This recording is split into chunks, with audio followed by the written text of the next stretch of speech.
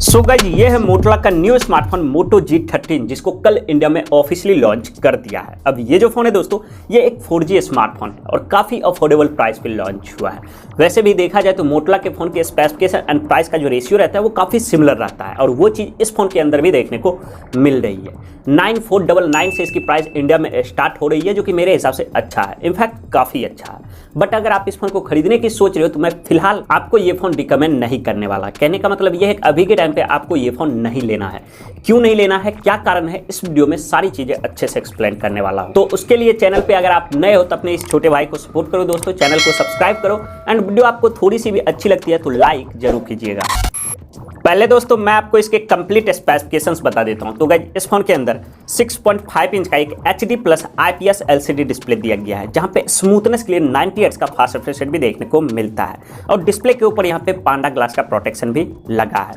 Punch hole display यहां पे दिया गया है दोस्तों। सेंटर में एक छोटा सा पंच होल का कटआउट है जिसके अंदर 8 मेगापिक्सल का सेल्फी कैमरा लगा है। पीछे की तरफ यहाँ पे 3 कैमरा दिए गए हैं। मेन कैमरा 50 मेगापिक्सल का है, बाकी दूसरा और तीसरा सेंसर यहाँ पे 2-2 मेगापिक्सल के देखने को मिलते हैं। 5000 मिली एम्पेयर की फोन के अंदर बैटरी दी गई है जिसको चार्ज करने के लिए यहाँ पे 10 वोल्ट की चार्जिंग का सपोर्ट भी मिलता है।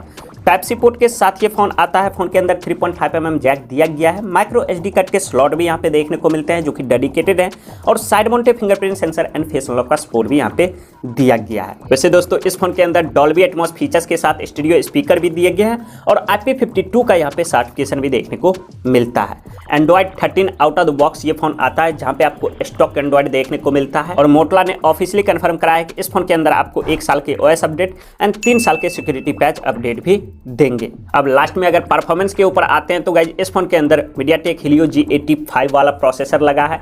eMMC 5.1 के यहाँ पे स्टोरेज दिए गए हैं एंड LPDDR4X का यहाँ पे रैम देखने को मिलता है। तो गाइज यही थे इस फोन के सभी ऑफिशियल स्पेसिफिकेशंस। प्राइस के बारे में बात करते हैं तो दोस्तों इसको 4GB 64GB and 4GB 128GB के सिर्फ और सिर्फ 2 मॉडल में लॉन्च किया गया है। जो बेस मॉडल है 4GB 64GB उसकी प्राइस 9499 रखी गई है एंड सेकेंड मॉडल को 9999 में लॉन्च किया गया है। मतलब 9,500 और 10,000 रुपए का ये फोन इंडिया में लॉन्च हुआ है जो कि मेरे को काफी अच्छा लग रहा है। अब ऐसा कहने का सबसे बड़ा कारण यह है दोस्तों प्राइस के अकॉर्डिंग इस फोन के अंदर ना के बराबर कमियां देखने को मिलती है। एक ही चीज है जो कि आपको थोड़ा सा डिसअपॉइंट करेगी। 9,500 और 10,000 रुपए का हम फोन परचेज करने जा रहे हैं और इस फोन के अंदर हमें एक 10 वोल्ट की चार्जिंग का सपोर्ट मिलता है जो कि बिल्कुल भी सेंस नहीं बना रहा है। इसकी जगह पे अगर मोटो 15, 18 या फिर 20 वोल्ट की फास्ट चार्जिंग का सपोर्ट देता तो ज्यादा बेटर रहता, ऐसा मेरा मानना है। वैसे आप इसके बारे में क्या सोचते हो कमेंट करके जरूर बताइएगा। बाकी दोस्तों फोन के अंदर जो भी चीजें दी गई है वो मेरे को काफी अच्छी लग रही है। तो अगर आप इस फोन को खरीदने की सोच रहे हो तो ले सकते हो। मेरे हिसाब से कहीं पर भी कोई दिक्कत नहीं आएगी क्योंकि फोन काफी अच्छा है।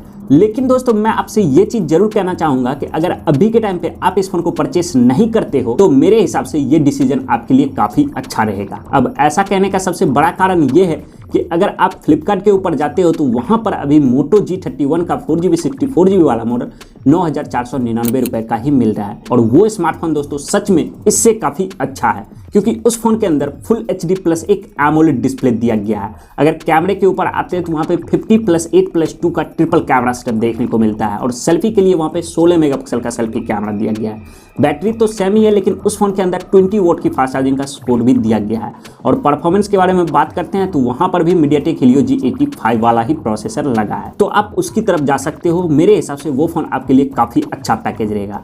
हाँ थोड़ा पुराना फोन है, 1 साल से भी ऊपर हो गए हैं उस फोन को लॉन्च हुए, बट स्टिल अभी के टाइम पे भी वो फोन काफी अच्छा परफॉर्म करता है और 9,500 रुपए के अंदर वो स्मार्टफोन में जो चीजें देखने को मिल रही है वो आप इस प्राइस पे बिल्कुल भी एक्सपेक्ट नहीं कर सकते हो। तो अगर आपको लेना ही है तो मोटो G31 परचेस कर लीजिए, आपके लिए काफी अच्छा ऑप्शन रहेगा।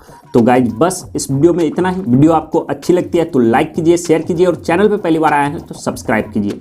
मैं मिलता हूँ दोस्तों अगले वीडियो में, तब तक के लिए जय हिंद।